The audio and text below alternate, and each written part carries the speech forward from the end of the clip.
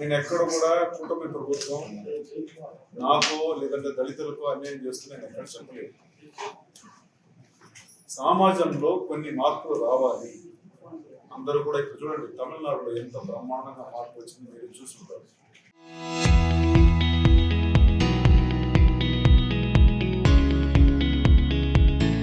ఎప్పుడైనా ఎక్స్పెక్ట్ చేశారా విజయ్ ముఖ్యమంత్రి అవుతారు? ఒక మైనారిటీ క్యాండిడేట్ మీరు సపోర్ట్ చేసిన వాళ్ళు ఓడిపోయినారు కదా సార్. మీరు సపోర్ట్ చేసినాము, సపోర్ట్ చేయండి అనేది కాదు, ప్రజలు వచ్చి వాళ్ళతో మార్పు రావాలి. వాళ్ళు ఏం కోరుకుంటారో అదే అన్నమాట. అది మేము కూడా రెస్పెక్ట్ ఇస్తాం వాళ్ళకి. మేము కూడా దాన్ని పరిగణలోకి తీసుకుంటాం. నేనేం చెప్తున్నానంటే, ఇప్పుడు అన్ని నియోజకవర్గంలో కానీ లేదా జిల్లాలో అక్కడక్కడ మీరు చెప్పినట్టు జరుగుతుంది. అది ప్రభుత్వానికి సంబంధం లేదు. ఇప్పుడు ఓపెన్ గా చెప్పాలంటే మిమ్మల్ని ఒక క్వశ్చన్ అడుగుతాను. ఇప్పుడు ఇక్కడ బీసీ ఎమ్మెల్యేలు ఉన్నారు, ఎస్సీ ఎమ్మెల్యేలు ఉన్నారు, ఓసీ ఎమ్మెల్యేలు ఉన్నారు, ప్లస్ ఓసీ ఎంపీస్ ఉన్నారు. మీరు ఏదైనా ఆర్టికల్ రాసేటప్పుడు కూడా మీరు రాసేటప్పుడు కూడా ఎక్కడైనా ఏదైనా జరిగితే రాసేటప్పుడు కూడా ఎక్కడైనా వేరే వాళ్ళ గురించి మీరు ఎక్కడైనా రాస్తున్నారా? తప్పు చేసి ఎవరైనా రాస్తాం సార్. మేమేం తప్పు చేయలేదే. ఓకే సార్, జరిగినటువంటి తప్పని చెప్పడం కానీ మేము సార్ ఒక ర్యాంకింగ్ పెట్టారు. నేను చెప్తా ఉన్నాను, ఈ ఉమ్మడి జిల్లాలో ఎస్సీలుగా ఉండే మేము ఎక్కడ కూడా ఏ అవినీతి చేయలేదు. మేము అవినీతిలో మీరు తీసుకున్నామంటే మేము 0% కింద ఉన్నాం ఉమ్మడి జిల్లాలో. యూట్యూబర్స్ చెప్పింది యూట్యూబర్ కి నేను చెప్పింది. దాన్ని ముఖ్యమంత్రి గారు ఎందుకు వస్తారు, దీన్ని లోకేష్ అన్న గారు ఎందుకు వస్తారు, కూటమి ప్రభుత్వం ఎందుకు వస్తారు నాకు అర్థం. ఇప్పుడు ఎలా పోతుందంటే, ఇప్పుడు ఒక ఏంటంటే సార్ ఆర్ఎస్ పెట్టాడు.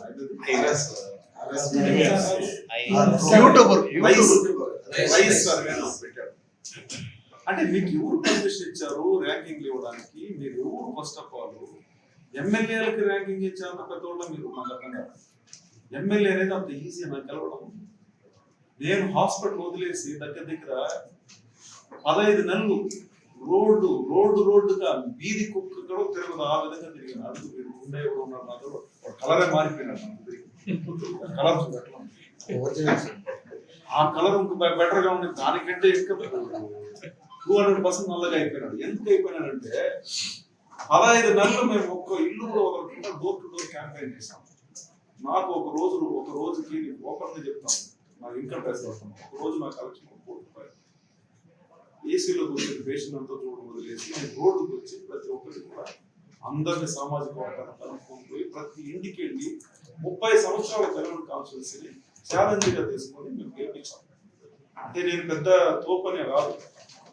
జనాలు మా పైన నమ్మకం, చంద్రబాబు నాయుడు పైన విశ్వాసం, లోకేష్ అన్న పైన విశ్వాసంలో ఈయన వస్తే మంచిగా చేస్తాడు, అవినీతి చేయడం చెప్పేసి మా అందరికి కూడా ఓటేసి గెలిపించాడు. మేము ప్రశాంతంగా తీసుకోబోతున్నాం. గత గవర్నమెంట్ లో చూసారంటే ఊరికే మాట్లాడిన కేసులు, నేను పేరు కూడా చెప్తాను, విజయానంద రెడ్డికి ఎన్ని కేసులు పెట్టాడు, అదే విధంగా మన డిప్యూటీ సీఎం గా ఉన్నాడు నారాయణ స్వామి ఎన్ని కేసులు పెట్టాడు. ఎస్సీల పైనే హైయెస్ట్ కేసులు పెట్టిన నియోజకవర్గం నా నియోజకవర్గం, గంగాధర నియోజకవర్గం. ఇది కావాలంటే లిస్ట్ ఇస్తాం.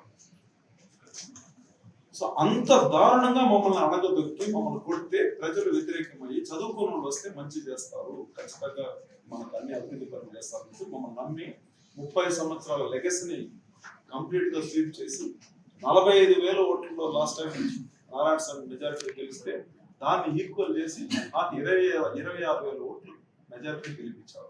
అంటే 45 + 26